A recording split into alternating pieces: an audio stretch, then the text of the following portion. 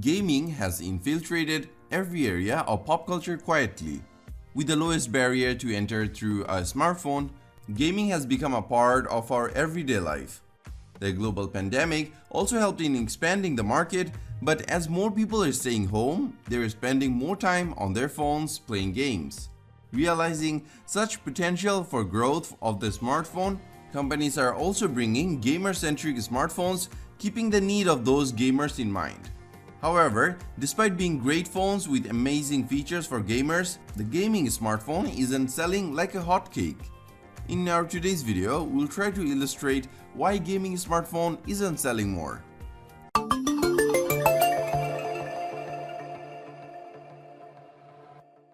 The demand for gaming on a mobile device is on the rise as more and more PC and console game developers are releasing a version of their latest games of the smartphone platforms.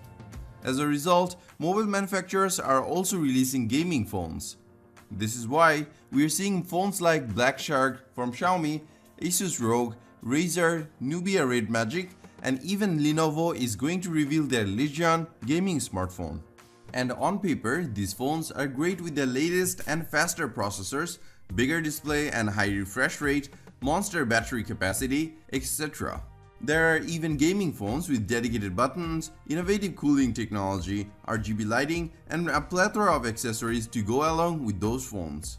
However, while the market for smartphone gaming is increasing, gamer-centric smartphones are still a niche market.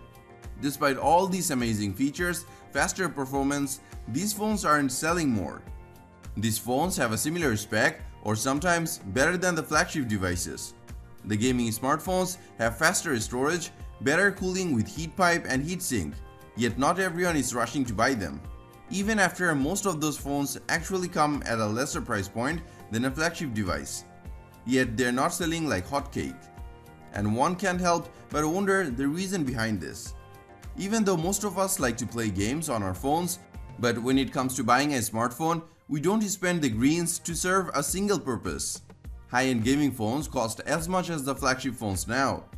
There are gaming phones that come with a reasonable price tag compared to the spec they come with. Yet consumers won't really spend their greens to buy a device for a singular purpose. While buying a smartphone, consumer wants a smartphone that will be capable of executing day-to-day tasks along with some casual gaming. While the flagship counterparts of the gaming phones may not have those fancy gaming features like air trigger, heat pipes or heat sinks for cooling, they still provide pretty much same gaming prowess. Wait, let me explain. All the gaming phones on the market are based on the Android operating system. Now, when game developers create a game for the Android platform, they develop a generic version of the game, rather than the device specific. Since there are tens of thousands of Android smartphones coming out every year, and they each vary from the other in terms of spec, battery capacity, and hardware, thus optimizing any game for a specific device running on the Android platform is nothing but impossible. This is why a flagship phone can pretty much give you the same level of gaming prowess that a gaming smartphone can. Now, you must be thinking about the heat sinks and heat pipes. Well, the processors in those gaming smartphones can be overclocked, so they won't really make much difference. They might allow you to play for a bit longer time, but how many hours would you generally spend gaming on your smartphone? Even if you do spend a lot of time, the gaming smartphone will disappoint you greatly. For example, the glowing RGB lighting may look cool, but you wouldn't want it glowing whenever you pick up the phone for browsing the internet or talking to someone.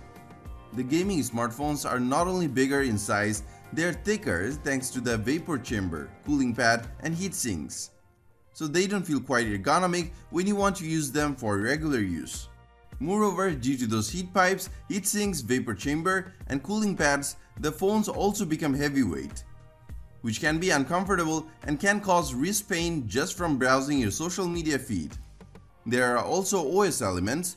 Besides having the best and latest hardware, the flagship phones also come with the most polished OS or skin to offer the smoothest user experience to the consumers. Thus, user can use their devices for other scenarios besides gaming on their phones. Whereas gaming phones offer features that can only be used in gaming and nowhere else. And due to the custom-made user interfaces, it gets laggy and cluttered over time. So most of the consumers want a fluid stock Android user interface or iOS interface for having a clean user experience. So if a mobile phone has got fast processing power, that doesn't mean gaming will run more smoothly. Rather, if the game developer hasn't optimized the game for that particular mobile phone, then no matter what the mobile devices offers, it will not give any special boost in gaming sessions. On the other hand, most hardcore gamers usually choose the iPhone or iPads. iOS and iPadOS are the most optimized OS. Since there are a few devices and hardware variations are limited, it's easy for game developers to optimize their games for those devices. Thus, the game runs better on those devices and there are very little fluctuations. This allows gamers to enjoy better gaming experience on iPhones and iPads. Though the iPhone comes with 60Hz of a display panel, you'll enjoy the consistent 60 frames per second smoothness when playing games, and for this reason, most of the gamers use the iOS platform for grabbing the advantage of consistent frame rate. Thus, most hardcore gamers choose iPhones and iPads over Android phones.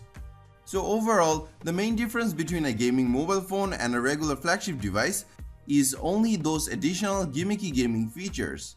You might use these gaming features once or twice, but in the long run, you'll most likely not use those features.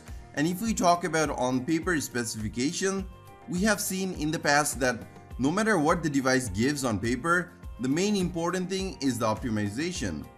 So people love to play games, but no one wants a dedicated gaming phone for playing. Rather, most consumers will search for an all-rounder mobile device that can be used in day-to-day life, also be used for some gaming too. So that sums up our video for today. If you like this video, then hit the like and share with your friends. Comment below to let us know your thoughts. Consider subscribing to this channel if you want to see more videos from us and press the bell icon to get notified for our next video.